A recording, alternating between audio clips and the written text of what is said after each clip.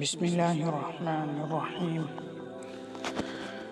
طفیل بن عمر دوسی رضی اللہ عنہ کا اسلام لانا۔ اسی عرصہ میں حضرت طفیل بن عمر دوسی رضی اللہ عنہ جو نہایت شریف اور اپنے قوم کے سردار تھے، آن حضرت صلی اللہ علیہ وسلم کی خدمت میں حاضر ہوئے اور اسلام کی بدیہی حقانیت اور آپ کے اخلاق کو دیکھ کر برضا و رغبت مسلمان ہو گئے اور عرض کیا: یا رسول اللہ، میری قوم میں میری بات مانے جاتی ہے، میں جا کر ان کو بھی اسلام کی دعوت دیتا ہوں، مگر آپ اللہ تعالیٰ سے دعا کیجیے کہ میرے ساتھ کوئی ایسی کھلی ہوئی علامت ظاہر کر دی جائے جس کے ذریعے میں ان کو اپنے باتوں کا یقین دلا سکوں۔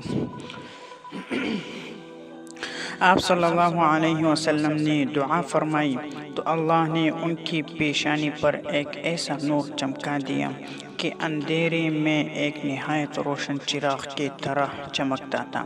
جب طفیل بن عمر اپنے قوم کے پاس گئی تو یہ خیال ہوا کہ کہیں میری قوم اس نور کو کوئی مصیبت یا بیماری نہ سمجھے اور یہ نہ کہے کہ اسلام قبول کرنے کی وجہ سے مجھ پر یہ مرض مسلط ہو گیا ہے۔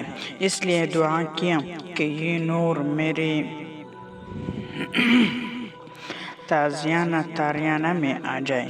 اللہ تعالیٰ نے دعا قبول فرمائی اور اس نور کو ان کے کوڑے کے ساتھ قندیل کی طرح لگا دیا، اس لیے ان کا لقب ذو النور ہو گیا۔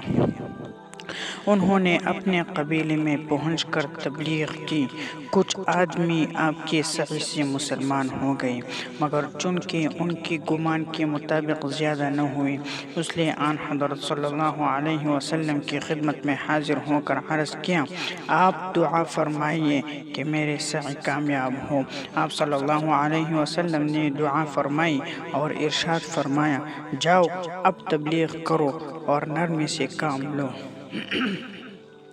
طفیل بن عمر لوٹے اور پھر لوگوں کو اسلام کی طرف بلایا اور خدا کے فضل سے ایسے کامیاب ہوئے کہ غزوہ خندق کے بعد 70-80 گھرانے مسلمان کر کے غزوہ خیبر میں اپنے ساتھ لائے اور سب شریک جہاد ہوئے۔